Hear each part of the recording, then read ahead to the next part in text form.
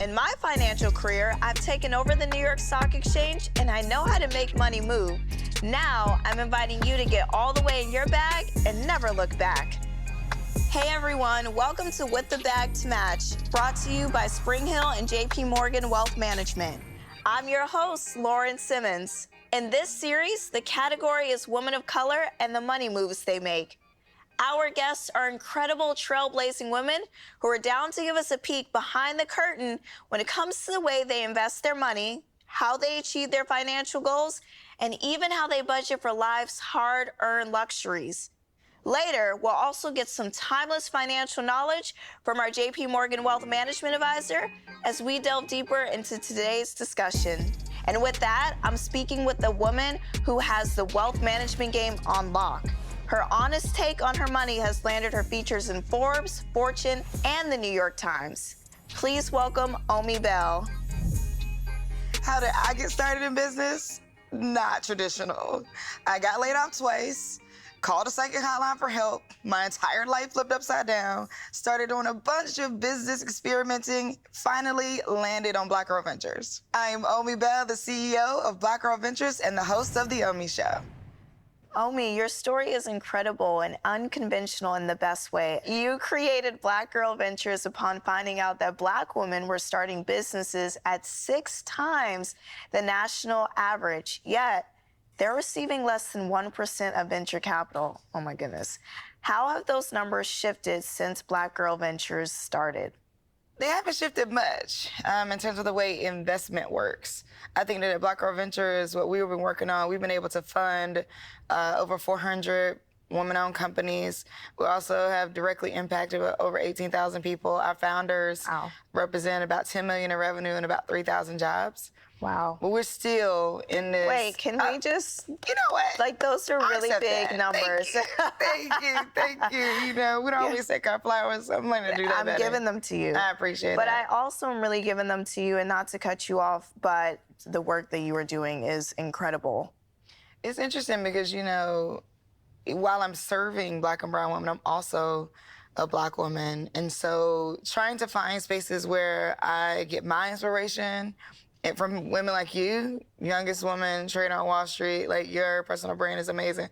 I think that it's important seeing the light in each other because while I'm serving hundreds of Black and brown women, I also have to find my own strength as a Black woman because when I get out there, I'm presenting strong. I mean, community uplifting each other is, I think, even more important when we are being challenged. It is unfortunate that these are still issues that are being presented. Yeah.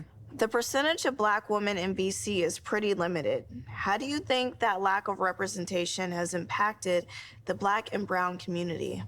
Yeah, it's interesting because we talk a lot about the stats being low. Mm-hmm. Of course, you have less than 1% of Black and brown people, period, receiving access to venture capital. And then there is a growing, I want to really speak to the positive things that are happening. Me because too. There's a growing I hate number. Those numbers. I know. Yeah. And so many people focus on them, and we should. I'm not saying that we should keep telling that story so that people understand the depth of the problem.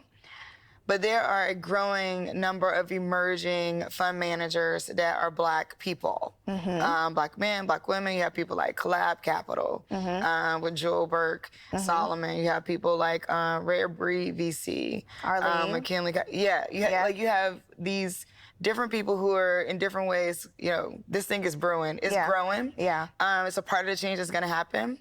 One of the things that I testified in front of Congress about was the accredited investor definition. Mm-hmm. And continuing that fight because right now you have to make over $200,000, have $1 million net worth. Yep. I'm sort of in those rooms saying, where did the idea of $1 million come from? Right. How did that automatically mean you would like financially adapt? Like, who says that? Yeah. You know the answer that I got?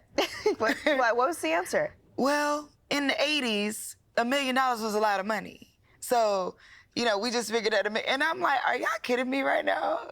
Like, just in the 80s, $1 million happened to be a lot of money, so that's what you went with? We're talking about 1% of people, right, across the country who are making enough money to be considered in that definition. And so I'm fighting for that because I'm thinking if we can lower that accredited investor definition, then we can allow more people in to be investors. Of course. We want more women and more people of color to see themselves as being able to get into the game of finance, right? And so how do we do that? We got to let them in systematically, and this is one of those systematic pieces.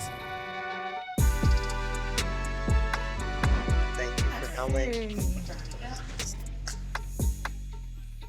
A spend I can't resist is scrolling and clicking and adding to cart, okay? I need to be stopped. It's terrible. I could not. I'm scrolling social media. I see something I like. It can be a phone holder. It can be any type of new type of technology. I'm like, yes, it's mine. I gotta have it. My version of free, my girl math, is anything that has reward points, okay? I'm buying it. Yes, I know I spent $50 to get like 2 points, but that's not the point. Okay, I needed those points because at some point they're gonna add up and I'm gonna be able to use them all to get something for free. And I'm just driven by that. I blow my budget on sneakers. I mean, I don't consider myself a sneakerhead, but I'm like close. I'm like the sneakerhead's cousin, you know? And so all the colorways, I want them, I love them. Give me the best sneakers. What have you found is the most difficult part in achieving your own financial wellness? Getting out of a sort of I don't have enough state, sort of detrimental, like money challenges I've gone through the course of my life. I started doing some research with the women that we bring in, and we would have them work through their money journey. So what did you feel about money between the ages of like 1 and 7? What did you feel about money between the ages of 7 and 14? 14 and 28, like that kind of thing. And even people who had great sort of parental advice around money. Somewhere right after college is where everybody was kind of losing it. That like I now have to be on my own thing. Your early 20s where your bank account's going negative all the time because you're overspending and not figuring out how to spend. Well, a wealth manager once told me you're either a spender or a saver. Wait, which one are you? I have a super fear of ever going broke. Same. Like, so I'm always like, oh my God. I have an anxiety around it. Like, if my bank account is hitting a certain threshold, I'm like, oh my God. Same. We got to do something. Somebody is an emergency. In some ways, that can be a driver for me to keep creating. And then in some ways, when I do make it to a certain place, it causes me to maybe not acknowledge being in a certain place and what it takes for me to move forward from there. I think that has been a huge, like, just a hard thing hard boundary to cross. It's psychological, and like in order to get to the next threshold, you do have to spend money. You have to spend money to make money. And even, you know, like I recently just purchased my first home and— Congratulations. Thank you. And with that, again, I like seeing a certain number in my bank account. And, you know, when you're doing this 20%, I had to do a 20% down payment. But with doing that, I just remember the very next day, like having a massive anxiety attack. I'm like, did I make the right decision? Was this right? And as someone who's in finance, that looked at the market, that looked at my home and what it was valued and the comps, like I knew it was the perfect recipe of the house that I should be buying and that it would be a great investment.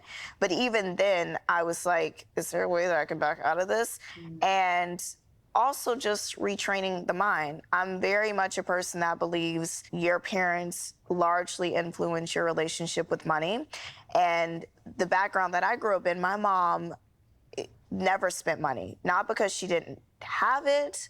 She had a lot of fear-based emotions around it. And so she would work, even to this day, really hard, but doesn't spend money. So anytime I would make a purchase, big or small, I would carry this guilt with me. Mine is the opposite. It's more like you can't take it when you die. So you're like, spend it all? No, I'm kidding. Not spend it all. but that's the kind of thing that I grew up with, where it's like, well, you can't take it when you die. You know, that kind of thing. The idea of like, well, it's 2 for $5. Okay, get 6 of them. Wait a minute. That's not what that means.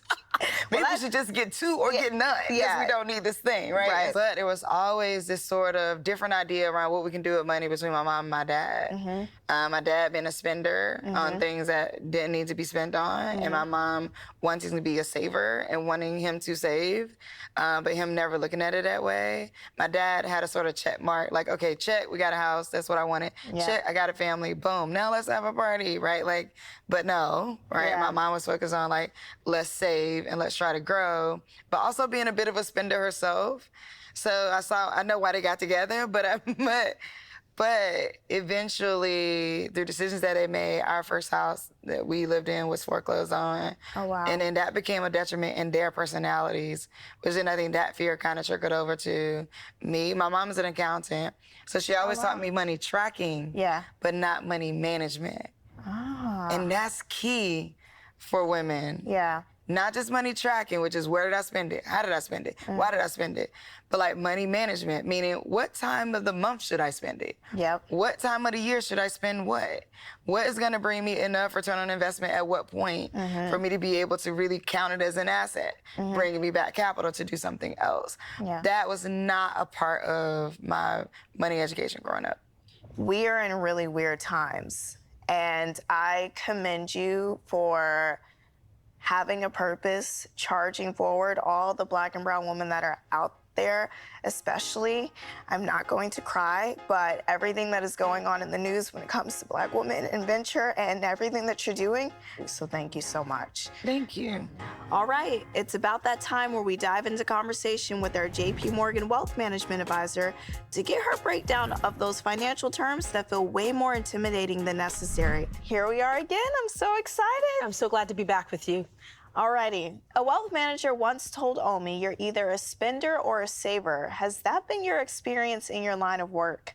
I find that people spend what they want to spend and they save where they want to save. The third part of that is they give where they want to give. So I think there is a third tranche there. Yeah. Any one of those to an extreme isn't great. So it's okay to do it all, but just that you have balance with it. Yes, like anything else. I love birthday cake. I just shouldn't eat a whole one. I mean, we can. I mean, you can.